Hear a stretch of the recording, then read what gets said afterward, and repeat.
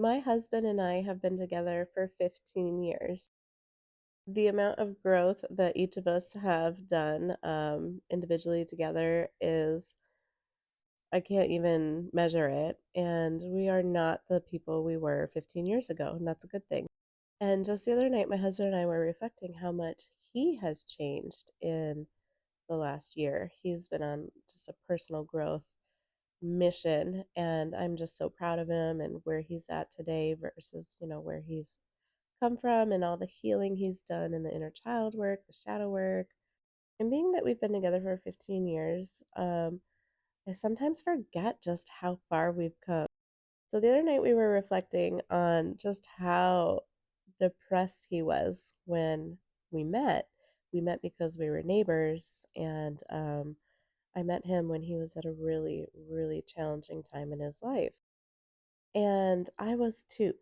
And he was kind of telling me some stories that I obviously knew of, but have kind of forgotten over the 15 years that we've been together.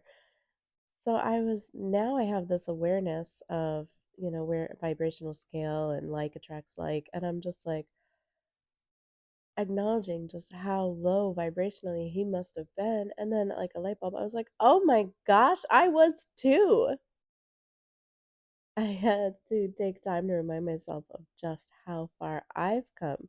My depression and sadness didn't really look as intense as my husband's, but it was there.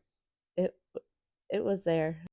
I have been catching myself get a little too caught up in the news with the politics, natural disasters, Diddy, the strike with the shipping dock workers.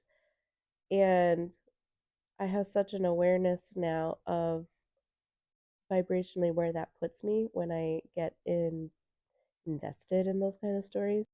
So I just thought I would share. Um, I think it's really important to be mindful of our energy at all times, but it's really obvious that America is going through such a shift right now, and it's going to be, I don't, I'm not fear mongering, but I think things need to collapse to be rebuilt, and I think we're we're there.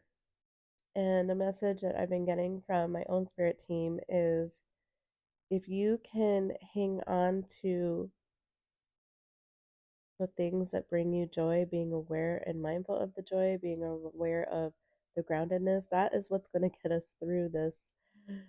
I want to say turmoil, but that word feels scary, but it might just be the word I'm looking for.